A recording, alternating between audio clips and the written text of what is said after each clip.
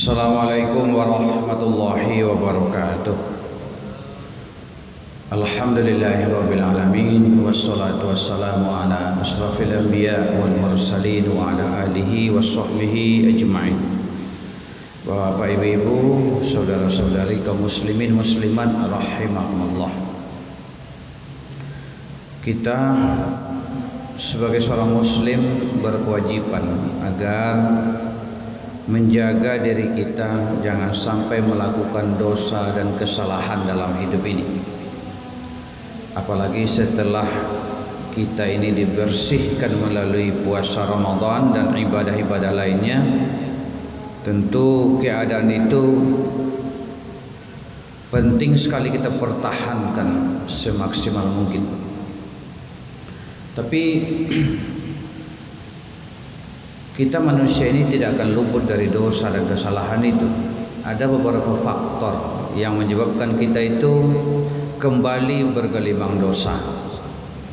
Ada faktor internal seperti pengaruh nafsu yang perlu kita kendalikan, tidak dimatikan tapi dikendalikan. Yang kedua, di faktor internal itu adalah pengaruh sifat-sifat buruk yang bersarang di hati kita. Ini juga perlu diperhatikan. Ada sebuah hadis terkait dengan ini. Rasulullah bersabda, hati-hatilah kamu, hindarilah diri kamu dari sifat takabbur, sombong. Karena sifat takabbur itulah yang mendorong iblis untuk tidak mau sujud kepada Adam. Akhirnya kan kita tahu dia terusir dari surga. Yang kedua kata Nabi, hati-hatilah kamu, pelihara dirimu dari sifat rakus. Karena sesungguhnya dengan rakus itulah Adam terdorong makan buah khuldi, mendekati pohon khuldi. Akhirnya dia pun terusir dari surga. Yang ketiga, hati-hatilah kamu, jaga dirimu dari sifat hasad, dengki. Karena didorong oleh dengki itulah Qabil membunuh adiknya Habil.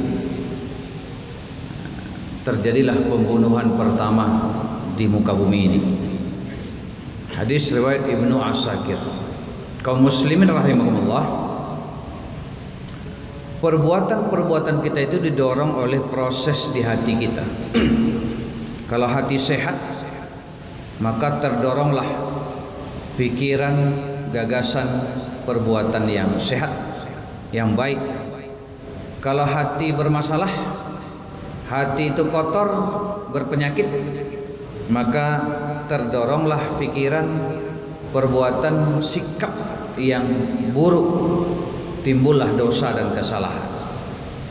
Nah, tadi diterangkan oleh Rasulullah 3 sifat yang sangat berbahaya. Karena di ujung hadis itu sebetulnya Rasulullah mengatakan 3 sifat inilah sumber dari kesalahan dan dosa manusia. Pertama, sifat takabbur, sombong. Jadi sombong itu, takabbur didefinisikan oleh Rasulullah adalah menolak kebenaran, batarul haq wa ghamtun nas, dan menganggap remeh orang lain. Jadi ketika dipertandingkan oleh Allah Adam dengan makhluk lain termasuk iblis, malaikat, tampak keunggulan dari Adam, yaitu menyebutkan nama-nama bentang. Konsep-konsep alam ini diterangkan karena Adam manusia itu punya akal, malaikat tidak. Jin pun di bawah manusia kemampuannya, maka menang Adam. Maka disuruh oleh Allah, sujudlah kamu wahai sekalian makhluk yang lain kepada Adam. Sujud penghormatan maksudnya, bukan sujud ibadah. Kenapa? Karena manusia unggul. Bukti sudah jelas. tetapi iblis tidak mau. Jadi menolak kebenaran, menolak bukti yang sudah jelas. Itu salah satu kesombongan. Akhirnya dia akan menegakkan benang basah, menegakkan benang basah. Yang salah ditegakkannya, yang kalah dimenangkan. Dan itu perlu melakukan berbagai kesalahan, berbagai dosa, berbagai penipuan. Jadi ketika orang menolak kebenaran, dia membutuhkan berbagai perbuatan dosa, kesalahan untuk menegakkan sifat sombongnya itu. Nah, itu.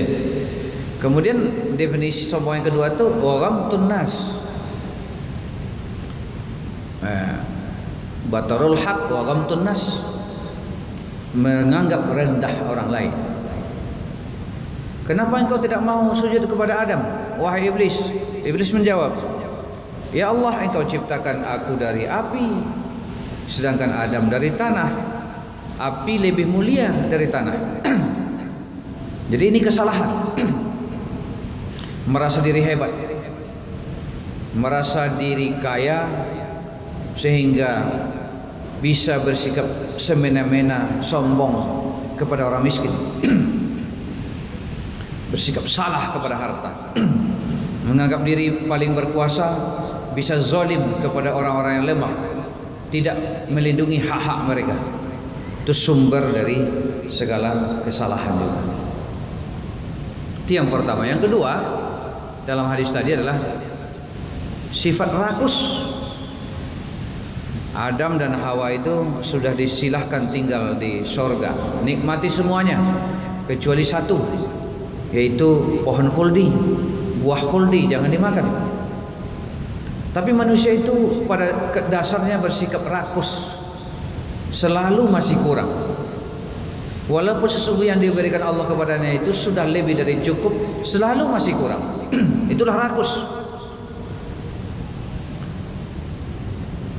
Kata Nabi, setiap umat ada ujiannya.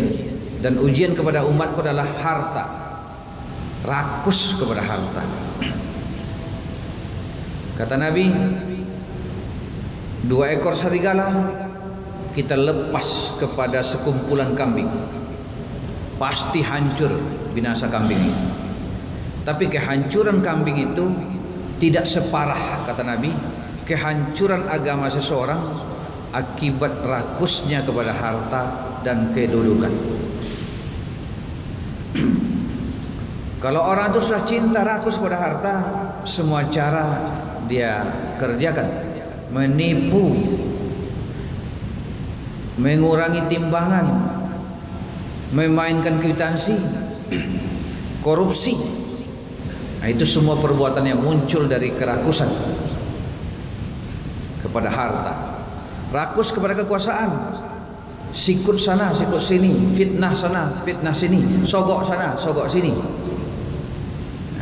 Pencitraan, kebohongan publik dilakukan untuk mendapatkan kekuasaan yang diinginkan.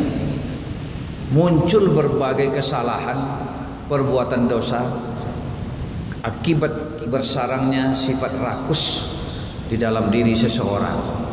Nah, itu kesalahan kedua itu, sumber dosa yang kedua. Yang ketiga, dengki, hasad. Hasad itu tidak senang orang memiliki nikmat. Lebih parah lagi, berupaya supaya nikmat orang lain itu copot dan beralih kepada dia. Dan untuk itu dia melakukan segala cara, memfitnah, bahkan perlu merampok dan sebagainya. Nah, itu didorong oleh tidak senang kepada orang lain yang mendapatkan nikmat, tidak senang kepada orang yang lain yang kekuasaannya lebih tinggi daripada kita. Kita melakukan berbagai upaya fitnah, pembunuhan karakter dan sebagainya. Jadi itu sifat-sifat yang akan mendorong kita melakukan kesalahan-kesalahan, dosa-dosa. Nah, karena itu Nabi mengingatkan betul itu.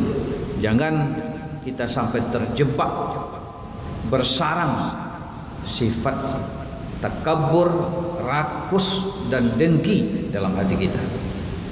Nah, itu yang kedua itu. Jadi pertama nafsu, yang kedua hati yang kotor berpenyakit, yang ketiga sebab munculnya dosa itu adalah kita salah memilih lingkungan.